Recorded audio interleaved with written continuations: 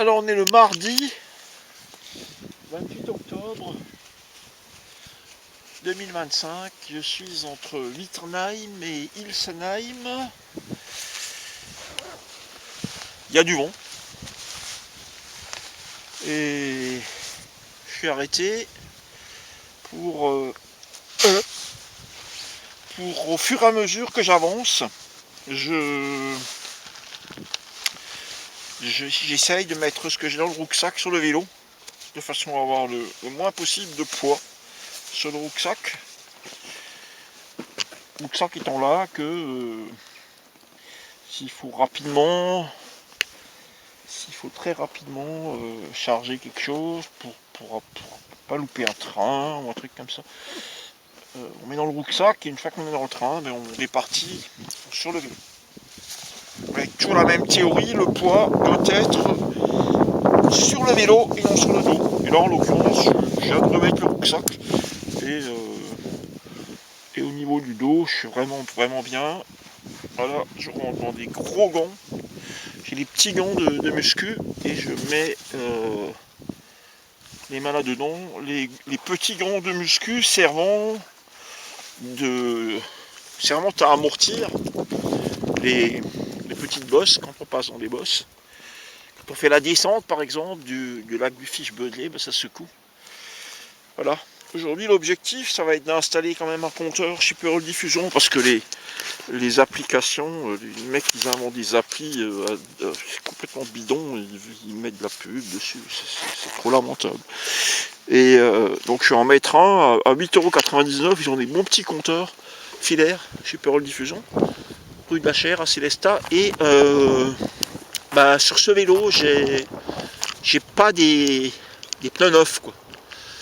Donc je vais mettre, après je suis allé au Décathlon, je vais monter moi-même, je vais leur acheter 2 pneus à 16€.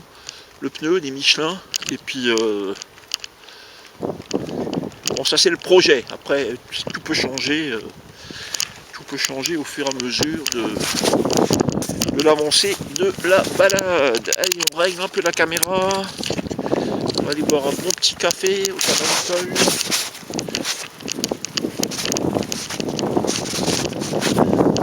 On remet dans les gros gants.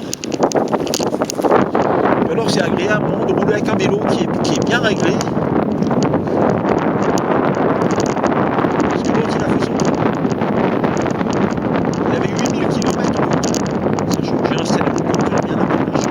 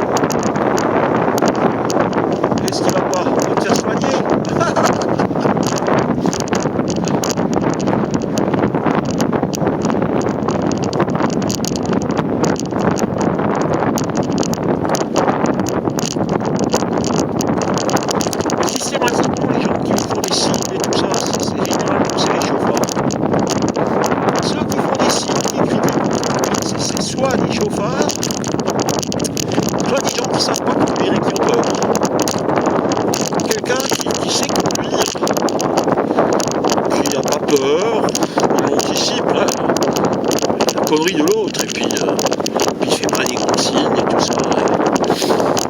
C'est forcément, je dis à mes élèves, s'il y en a qui klaxonnent, je dis le problème c'est pas toi. Si quelqu'un klaxonne à l'auto-école, c'est lui qui a un problème. Puis ça les rassure et ils comprennent et ils culpabilisent pas. C'est systématiquement ceux qui vous font des signes, des appels de phare, des coups de klaxon, c'est ni tocard. C'est pas compliqué. S'il y avait un peu quelque chose dans la caboche, ils klaxonneraient pas.